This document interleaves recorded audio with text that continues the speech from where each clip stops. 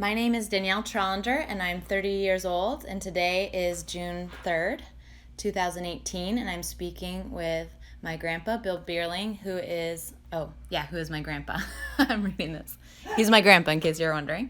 And we are recording this interview in Portland, Oregon.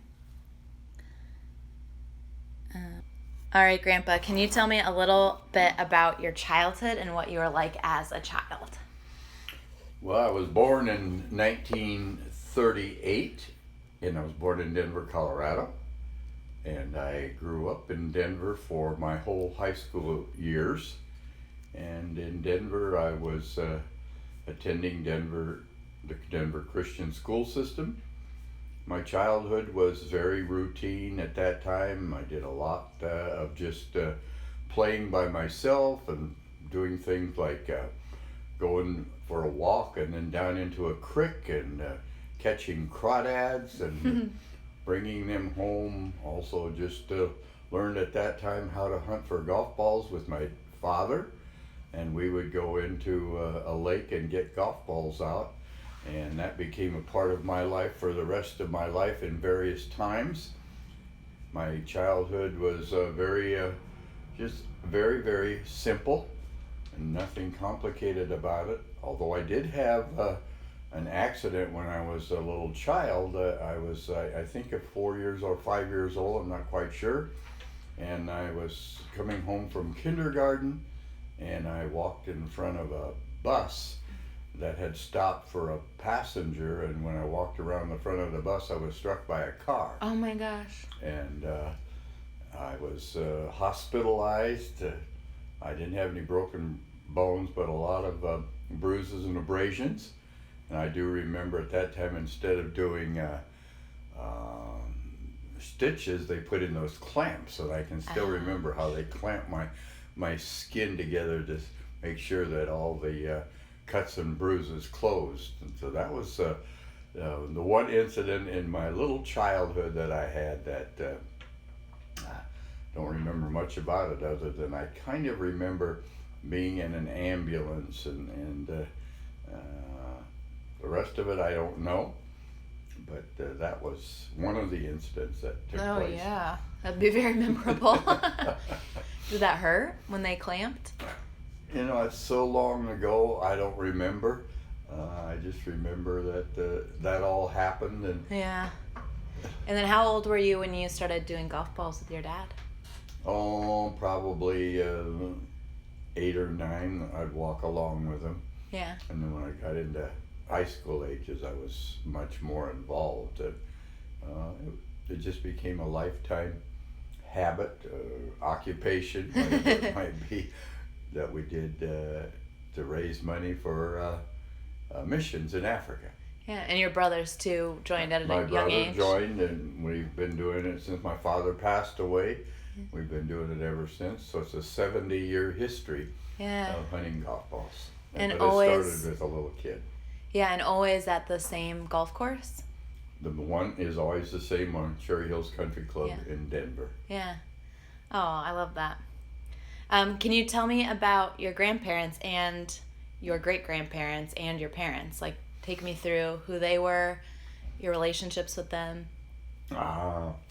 Did not know my great-grandparents, but my grandparents, my grandma on the one side, and my mother's, my dad's side, my grandma, never did know. She had died young, and he had remarried, and she also died young.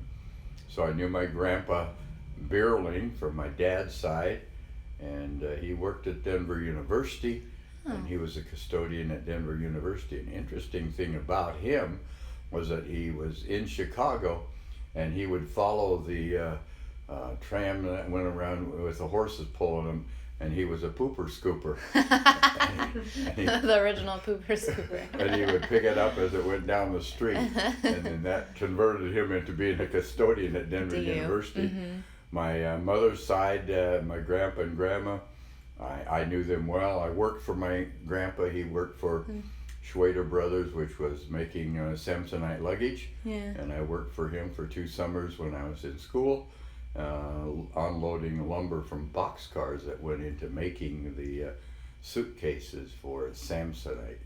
And my Huh. grandma, I just remember her always sitting in the corner, just kind of reading, very quiet. And I'd sleep over there once in a while. I remember those sleep-ins, which was kind of nice. And then we'd always play dominoes together. And it's a real strong memory. I was just a little boy, and I remember sleeping there at night, and I would always have to say, "Now I lay me down to sleep. I pray the Lord my soul to keep. If I should die before I wake, pray the Lord my soul to keep." And that was always frightening, because I thought, if I should die before I wake, and I kept thinking as a little kid, I wonder if I will die. That was not a very good prayer for a little boy to be saying, because it doesn't have, I know they've changed the words today and it doesn't have that in it anymore, but that's a memory, because that was always at her house. So, Yeah. And my grandpa from my dad's side, that was a pooper scooper, we called him Chicky Grandpa, and I don't know why, but Just we a called nickname. him Chicky Grandpa. Because I think he must have had chicken, but I don't even remember those. Yeah. And how about your parents? I knew Grandma Bierling, but tell me more about who they were like. And you said it mentioned a My little bit about grandma? your dad. My grandma was a simple woman, had been born in Michigan, Yeah. and she worked on a celery farm where they had to get celery, and she was very, she didn't only finished 8th grade, which was Yeah. not kind of unusual then, Yeah. that they not do a lot of education.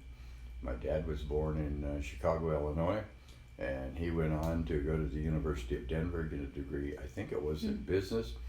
He was also, he loved running track, and he was a track star at Denver University in the mile and the 2 mile. But he became a Prudential insurance agent.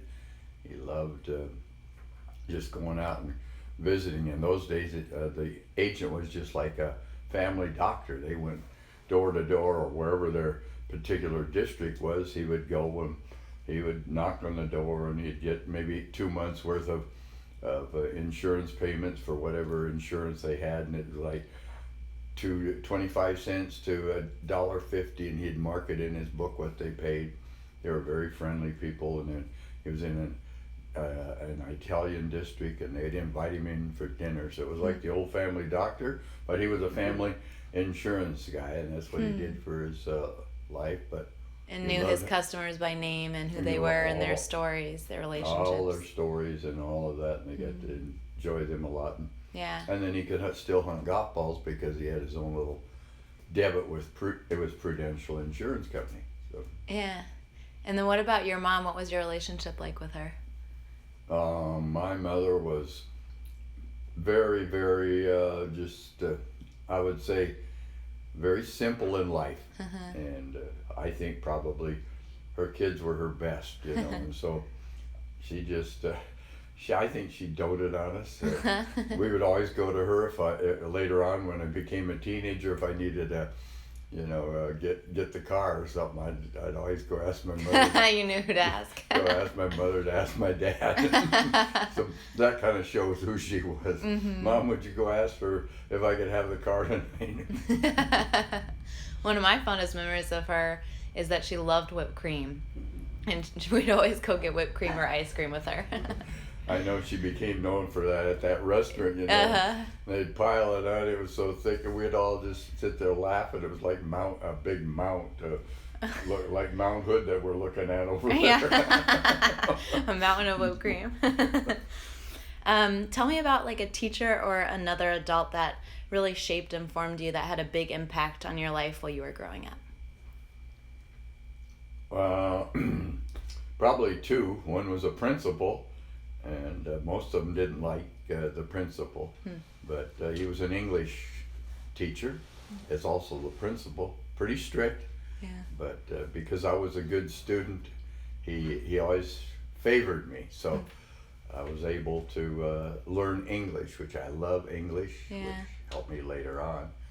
I loved English. I loved him as a teacher. He was strict, but because I was that good student, I got along with him. And one of the things that's a memory, his wife also taught there, but she only taught a half a day. Because he trusted me so much, he had me take his wife home at noon when she left in his car. And so I got to drive his Ford car and bring her home at noon. And then I came back into study hall, and of course all the kids were like, "You big brown noser." The other teacher was a German teacher. He was very unpopular, but he was a bachelor kind of guy. He taught German. But he's the one that said to me one time after I'd given a chapel talk, he said, "You know, you ought to be a preacher someday." And that stuck in my mind from a teacher, unpopular teacher at that, but I remembered it later on in life. He said that even though I had no idea that's what I wanted. I was a very shy kid, very nervous about standing up in front of people, but he was the one that said, "You ought to be a preacher," maybe from what I said in my chapel talk that day, which was I press on to the goal for the prize of the high calling of God in Christ Jesus. I spoke on pressing on or something like that. And I guess he liked it, and that's what he said, and I remembered it. So those two planted a seed. The English teacher, and I had of course another teacher that influenced me was my basketball coach. So I played basketball for him for all the years in high school, and he was a good guy to be able to play basketball with. Yeah. How did he, as a good guy, how did he shape you and as a coach? I think that he was rather easygoing. He wasn't a very good coach, maybe because he let me play.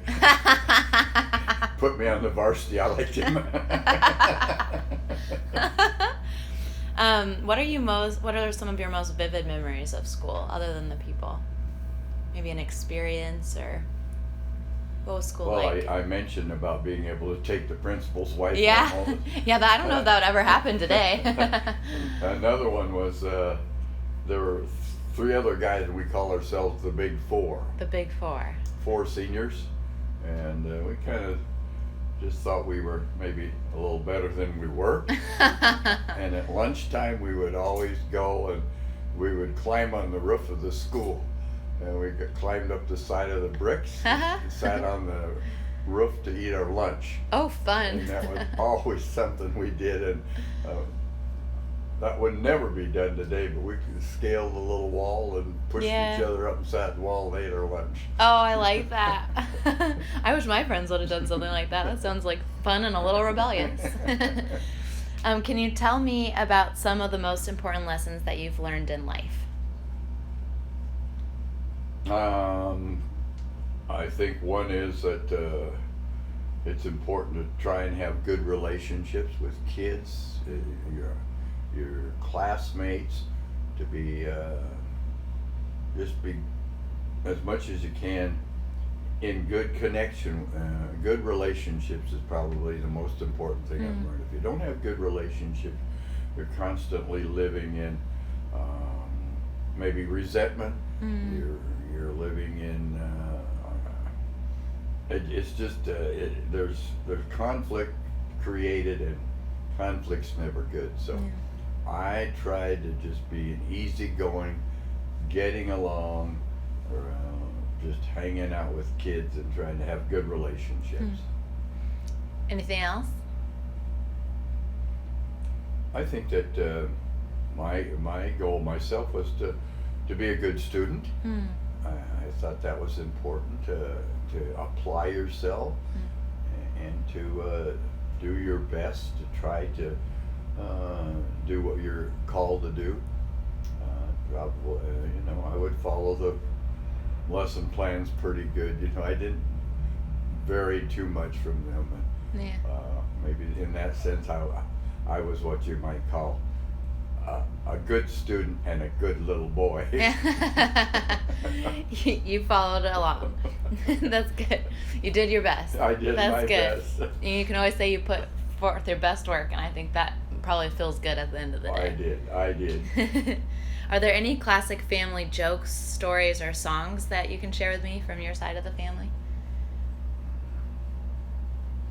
Well, we were always country western fans, so I'd listen a lot to country western, and I'd listen to, because we didn't really have TV for a long time, so I'd listen to the radio. And I liked to listen to The Shadow, which was his program on Sunday afternoon. And I also liked to listen to The Lone Ranger and some of those radio shows, which Yeah. were the shows that you would listen to then. Jack Armstrong, the All-American Boy, those were radio shows, and I would go down into my room to listen to those radio shows. Also, I enjoyed just especially playing some basketball with my dad. We'd shoot hoops. He put up a basketball hoop in the backyard, and we would shoot hoops, and that was another thing I could do almost every day, is just shoot some baskets and with my dad. We had an old 1933 Chevrolet car that he gave me to take me that I could take to school when I didn't walk, and it was an old 33, which was what. That puts me back a long time, Danielle. That's a long time ago when I'm driving a 1933 four-door little Chevy car. Yeah, that was a good thing. Yeah. And then, are there any like bedtime songs that was sung to you, or any or that you sang to your kids, or even better yet, knowing you, what are some of your favorite hymns that you would sing to people that you still sing today?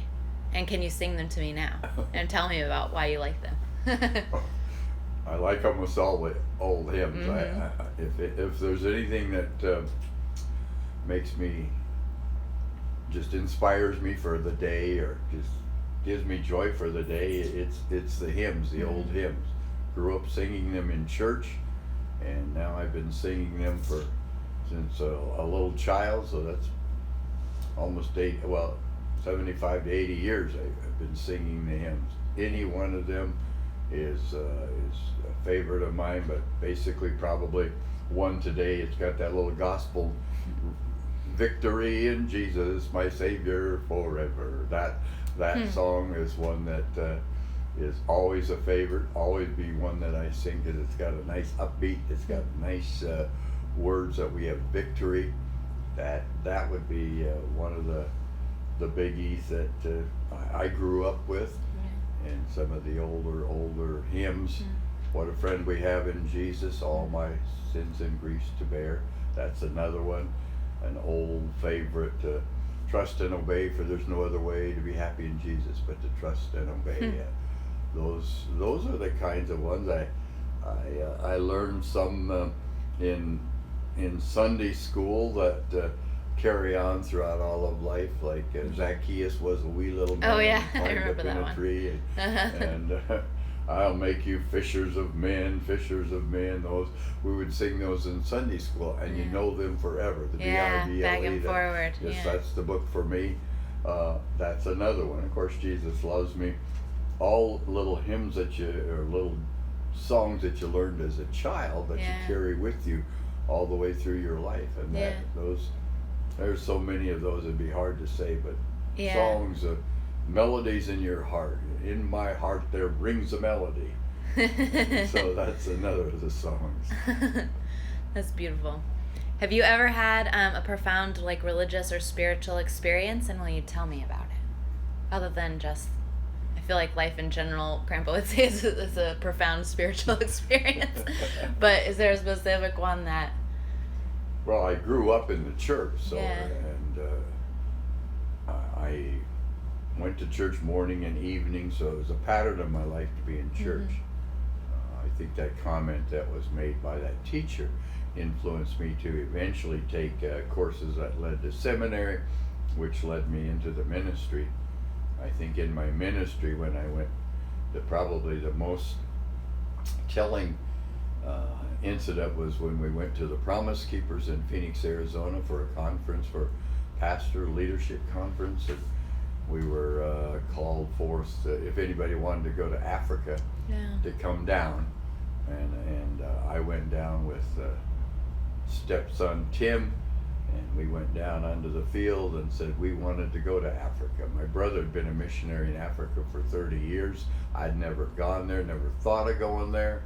Even then, that time I was just sitting waiting for the whole scene to end, and yet somehow I find myself going down. It was just a prompting of the Spirit, I guess. Went down, and from that experience, ended up going to Africa, living in Africa, having gone there now 9 times or 10 times, establishing a lot of relationships with little babies and children and orphans and high school orphans. But it all started with that time, and I wasn't even going to go to that conference because I'd been so many conferences. I must have been 65 or something age-wise. I didn't want to go, but my name somehow got put on it, so I ended up going, and that's what changed at least the last part of my life. Yeah, really a huge ripple effect. That was the biggest one of all my experiences. Yeah. And what are you the most, or what I guess are the most important lessons that you've learned, I guess, in your time as a pastor? Well, I think preaching, people would think, is probably one of the most important. Yeah. I found in my pastorate that pastoral care is the most important. You need to identify with your people who have all kinds of challenges, all kinds of difficulties, and just they need a pastor. Preaching, you can hear, you can be a good preacher, and they can listen to a good sermon, but normally that sermon can be forgotten by the next Sunday, because I can think back, what did I preach last Sunday? If I can't remember it, how can they remember it? But they'll always remember your caring heart, that you are a pastor to them. If they walk through something and you were there for them, or you identified with them, you cared for them, you greeted them, you engaged with them. I think that was the most important part of ministry, and I still think it is today. Unless you can engage with people, identify with them, try to become with them what they're going through. That it's otherwise I think preaching is more sterile, whereas pastoral care is very personal. So I've always and that's why I guess my name, they call me Pastor Bill. Because I think I identified as pastor. And then what would be your advice as someone who has lived his life as a pastor, knowing that our country is divided politically, sometimes religiously, even in our family, some of us being Catholic, some of us being Protestant, in our own homes, in our own country, in our own communities. How do you think we can come together, and what do you think from your perspective as a pastor? Well, I probably don't model this too well, as my wife would say. But I think that we have to learn to be able to discuss without being able to push forward so strongly your opinion that you never can have a discussion. And today you don't have that. People can't discuss. They can't just sit down and engage in discussion from both sides. That's it. It's almost impossible. Right? That would be the thing that would bring harmony and unity, but that doesn't happen. That's the main thing you need. If you don't have that, you can have the best argument that you could put forward. You could debate it, but if you don't have where there's a common ground of sharing together and understanding each other and caring for one another and the other opinion they have. And that's hard to do, because when you have an opinion, you want to say it, and you want to say it strongly, and you want to make sure your opinion is heard, and the other person does too. So you're always in conflict, and you're not in agreement. So maybe learning to respect and listen to each other and discussing Danielle, things. You put it just right. Just synthesizing what you said. And then how about from your marriages and relationships, like with Myrna, and then she passed away, and then my grandma. What would you say are the lessons that you've learned from your marriages? Again, I think that the most important thing is being able to engage in a relationship Yeah. together of caring for one another, being more low key in a Yes. marriage. You don't have to force any opinions on the other person. Hmm. Again, that only creates conflict. Every time you try to force something on or your opinion, it creates conflict. And so I would say, and this comes from me as a pastor, that a pastoral care approach in a marriage Yes, is yeah. probably the thing that'll keep you together in a marriage, because pastoral care is compassion, kindness, understanding, walking together, walking through. Hmm. And if you have a pastoral heart, I think that pastoral heart will come through in a marriage relationship, and Yeah. that will bring love, peace, and harmony. Yeah. Because love is the root of it all, as we know when we get married, that's the basis. But love comes about because of a compassionate heart Yeah. and walking together Hmm. pastorally. Yeah, I'm gonna remember that. My future husband's lucky because I'm getting really good advice right now. Describe your first date with my grandma, Harriet. Wow, let's see. I don't know if it's a first date, but the first time we really got together was in Denver, and we went to a barbecue place, Bennett's Barbecue Place, and that was where we sat. We had known each other through high school, because my first wife, Myrna, was one of her best friends in high school, so Yeah. we knew each other. And when my first wife passed away, we got in contact again, Yeah. Harriet and I, and your grandma and me, and that time we just sat and talked about old times, because Mm. we'd been in high school together. We knew each other through even some common dates that we had. Double But, dates. yeah, that was 35 years before that, or 30 years before that. Wow. So it was 30 years since we really had engaged much, because of I moved away to California, Yeah. and your grandma, had married and had gone and stayed in Denver, and I was in California with Myrna. So we knew each other from high school, but we didn't reconnect probably until that time at Bennett's Barbecue. Hmm. And we spent time just talking together and getting acquainted again together, and knowing we had so much in common. Yeah. Shared history Shared and values. history, Mhm. yeah. And can you tell me about a difficult moment in your life? Well, I think that, when your first wife has Yeah. pancreatic cancer, and you walk that journey with her, which was longer than most pancreatic cancer victims. It was Hmm. 15 months. So we were in and out of cancer treatment, therapy, chemo, radiation, surgery. So that's a long walk, 15 months. Yeah.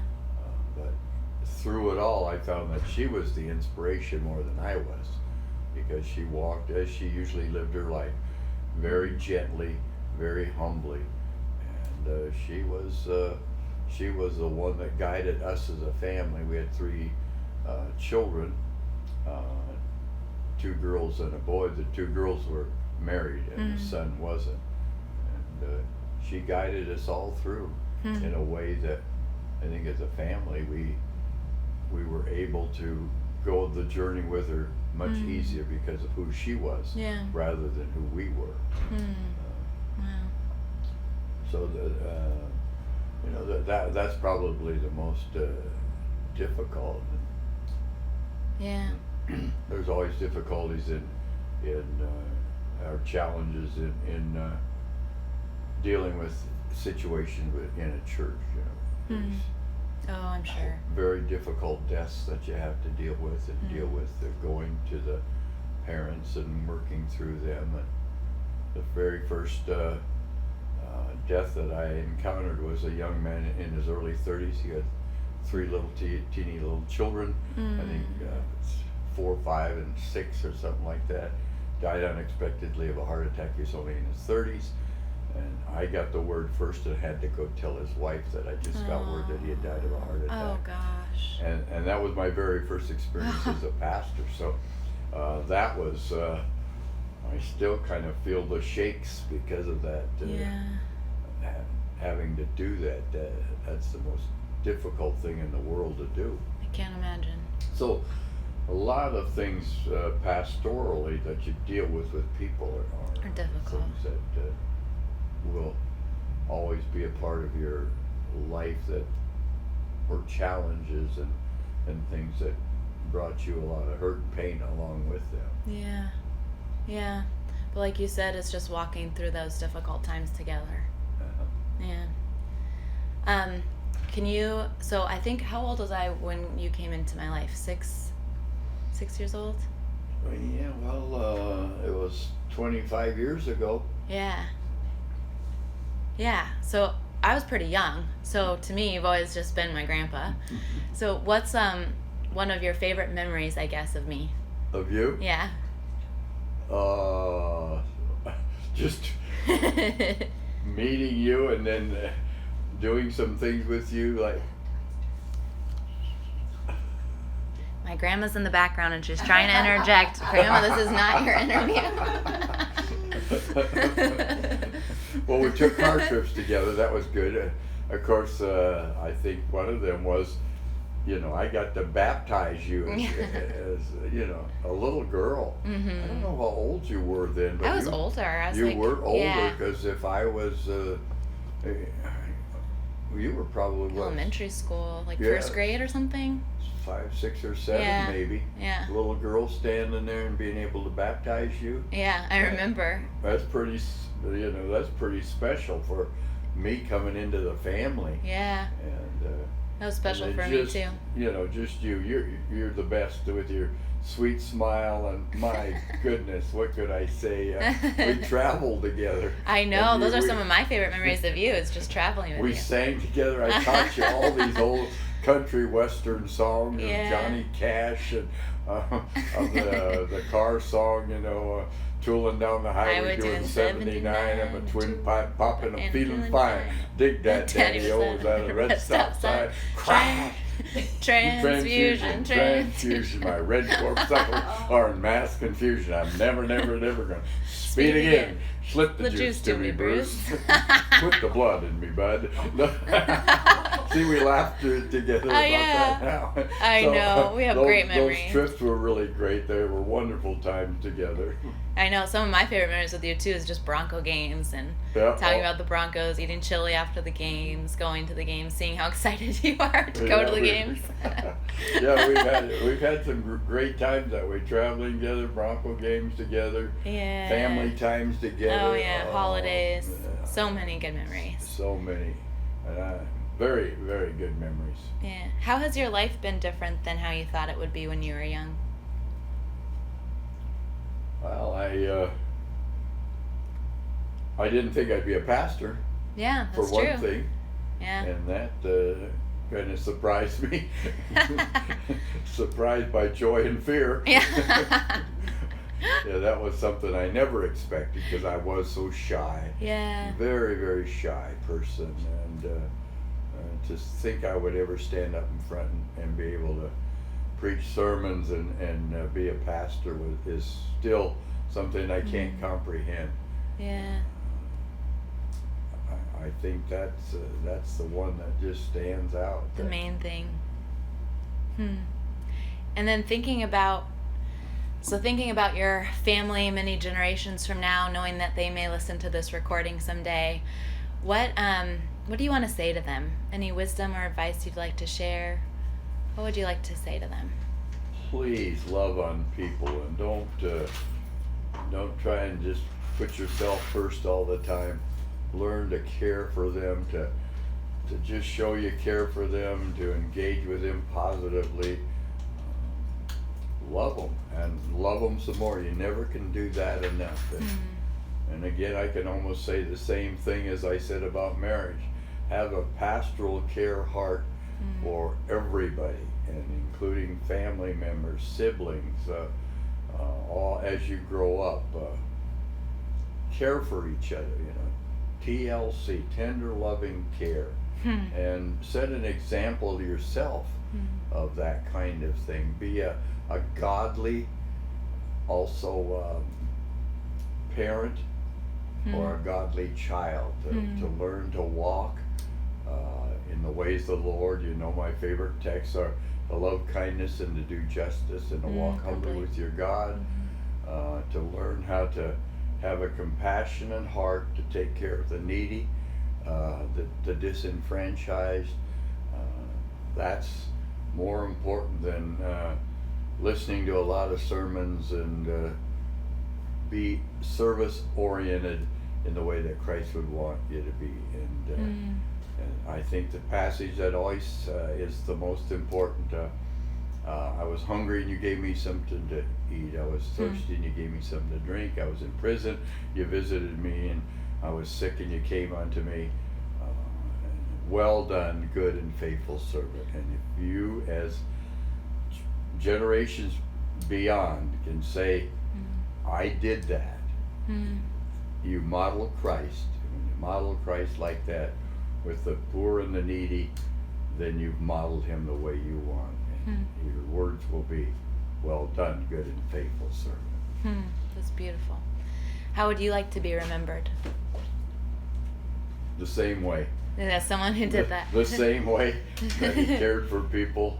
And I think that I'd like to be remembered kind of as a good guy that had a lot of fun. I like to have fun.